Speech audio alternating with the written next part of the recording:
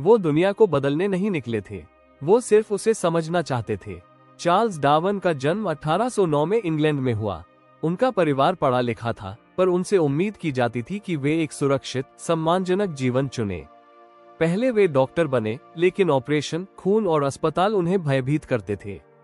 फिर उन्होंने धर्मशास्त्र पढ़ा ताकि एक शांत पादरी का जीवन जी सके। लेकिन डार्विन के भीतर एक बेचैन जिज्ञासा थी।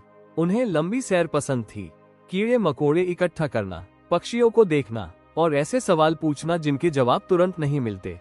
1831 में जब डार्विन मात्र 22 वर्ष के थे, एक अवसर उनके जीवन में आया, एक समुद्री यात्रा का। उन्हें एक छोटे से जहाज पर प्राकृतिक वैज्ञानिक के रूप में आमंत्रित किया गया। उस जहाज का नाम था HMS बीगल।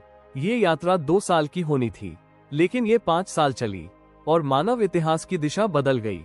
बीगल जहाज के साथ डार्विन ने महासागर पार किए, तटरेखाएं देखी, पहाड़ों और जंगलों का अध्ययन किया। वे सिर्फ देखते नहीं थे, वे सोचते थे। ऊंचाई पर मिले समुद्री जीवाश्मों ने उन्हें चौंकाया। क्या कभी यहाँ समुद्र था? क्या धरती स्वयं बदलती रही है? हर जगह उन्हें जीवन और मृत्यु के निशान मिले। कुछ जीव विलुप्त हो चुके थे, कुछ आज भी जीवित थे और कुछ दोनों के बीच जैसे पुल बनाते थे। जब जहाज ऑस्ट्रेलिया पहुंचा तो डार्विन को ऐसा लगा मानो प्रकृति ने एक अलग प्रयोगशाला बना रखी हो। यहाँ के जीव यूरोप से बिल्कुल अलग थे।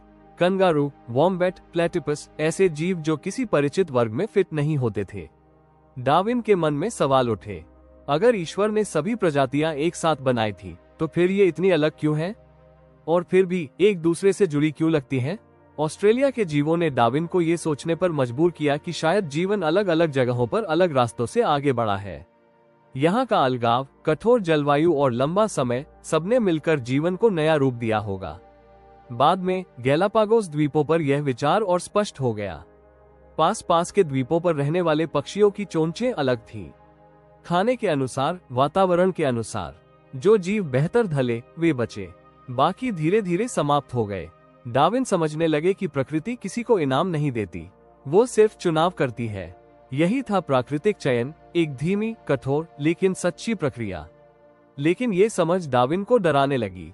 19वीं सदी में ये कहना कि प्रजातियां बदलती हैं और मनुष्य भी उसी प्रक्रिया का हिस्सा है, बहुत बड़ा खतरा था। ये धार्मिक मान्यताओं, सामाजिक व्यवस्था और मानव अहंकार सबको चुनौती देता था।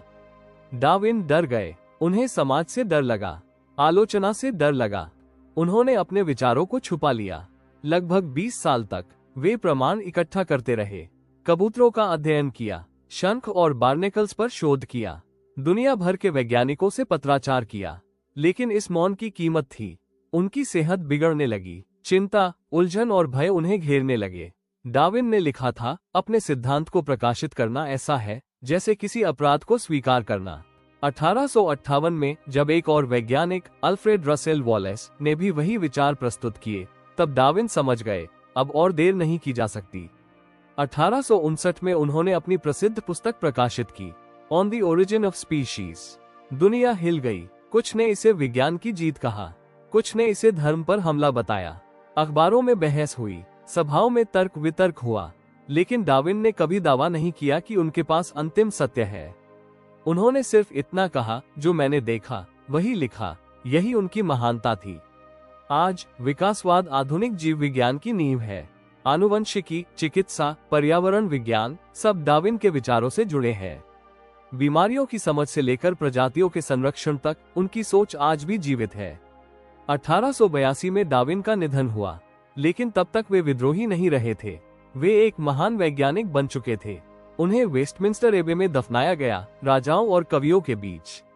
चार्ल्स डार्विन ने हमें सिर्फ यह नहीं बताया कि जीवन कैसे बदलता है, उन्होंने हमें ये सिखाया कि सच धैर्य मांगता है, प्रकृति जुड़ी हुई है और परिवर्तन जीवन का नियम है। हम जीवन के मालिक नहीं हैं, हम उसके लंबे सफर के यात्री हैं। और यही है चार्ल्स डार्विन की सबसे बड़ी विरासत।